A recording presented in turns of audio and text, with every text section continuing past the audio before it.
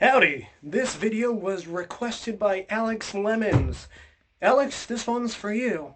And if any of you viewers have any figures you would like for me to review, be sure to let me know in the comment section below. I'll also leave a link to my collection in the description. So, thank you in advance for watching. You have yourselves a great day and enjoy. Hey, what up everyone? DredgeX97 here. How y'all doing today? Today we're going to be taking a look at Beast Wars Quickstrike. Now, Quickstrike is one of my all-time favorite characters from Beast. Well, I say all-time even though there was only 3 seasons. But anyway, he's one of my more favorite characters from the show. He is, of course, a Fusor, which is two animals fused together. So he is a scorpion and a cobra. That was supposed to be a Cobra Commander voice. Anyways, I've been kind of putting off this review for a while because this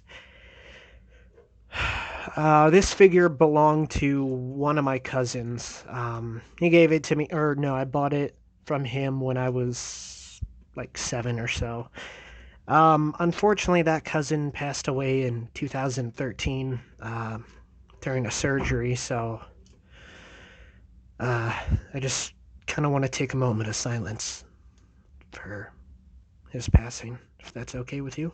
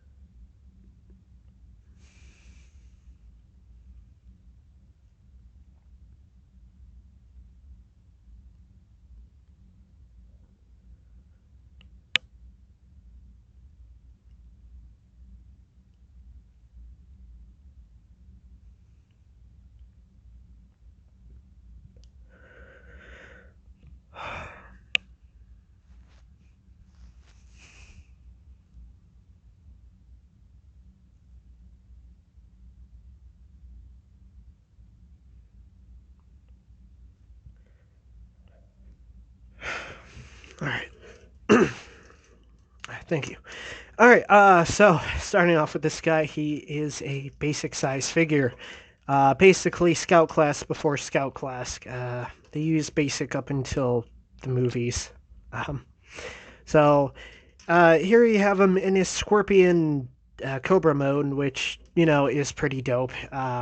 And something you don't see all too often. I would probably freak out if I saw one of these out in the wild. And considering I live in Texas, I'm surprised I don't see one of these out in the wild. Here we have him compared to Season 2 counterpart Tarantulas, one of his co-workers he didn't get along with for some odd reason. Tarantulas has a love-hate relationship with Black Arachnia, and Quickstrike is just head over heels in love with her, so they kind of butt heads as far as how they feel about her.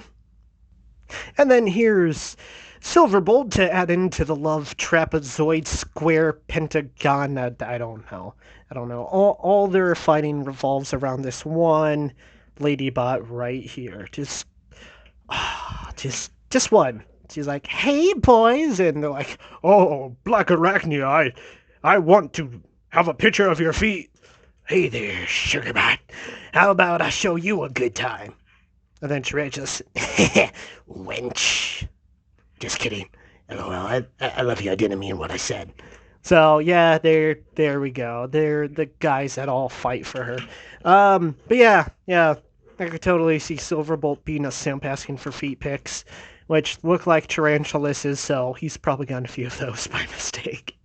And then here he is next to Rampage, so why? Because aren't scorpions and crabs in a similar family, or are scorpions more closely related to spiders? I don't know. Probably because they're insectoid-like. They're very creepy. If you saw these in real life, you'll probably scream, except for him. You'll want to fry him up and eat him. Actually, no, he's made out of metal. Maybe not. Maybe not him.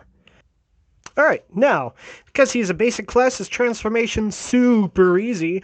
Let's just go ahead and take the claws. They are plugged in down there, so go ahead and unplug that. Take this, rotate it around, flip up his head. Oh, and also he has a rub sign down there. But that's not working. Shame. And you just flip him up, and come on. The transformation is a little bit tricky only because one of his shoulder joints is messed up. Clear plastic, you know, clear plastic. So I'm thankful this one's still holding, but we'll see how long that lasts. And then you take his claw, flip it around, and open up his other claws and flip him out. And there you go. You got him in his robot mode. He's pretty well articulated for a basic class. Head is on a ball joint. He can lean in quite a bit. Swivel. Mostly, if you can get a grip on it. It's really, really tight at that ball joint as far as swivel goes. He has a ball joint at the shoulder for 360, ball joint at the elbow. He has finger articulation. Look at that. His fingers kind of look like French fries from McDonald's, so try unseeing that. His legs can go forward and backwards. They're on ball joints, so there's some nice tilt articulation there. They can go out that far. They can go out farther if you bring his legs up first. His thighs are on a ball joint, and his feet can open and close to articulate in separate ways. The only downside is my version has very loose knees and heels, so he has trouble standing. And then for his right arm, which is just nothing but ball joints, and it's kind of incredible, really. It's a shoulder, and then an entire snake is his right arm. Like, that's pretty impressive. How many other figures do you know can have a tentacle arm like this while also being a deadly weapon? And if I had the full version, he would have a squirting thing that squeezed out water, because that was very big in the 90s. And I'm fairly positive there's also a headpiece. I don't know. If there is a headpiece, I'll post a picture on it, probably right here somewhere. But yeah, this guy is a fun little figure, and I'm glad I got him. So I may joke a lot about this guy, but that's mostly because of the character. But this guy has a lot of sentimental value because he's the only thing I have from my cousin. Most of my other Beast Wars figures I got from my older brother, who is, at this time of day, he is still alive, thank the Lord. But yeah, this is the only one I have from my cousin. He wasn't much into Transformers. He was more into video games and Eminem. You know, he even dyed his hair like Eminem, so we just called him Slim Shady there for a while. He was a cool guy.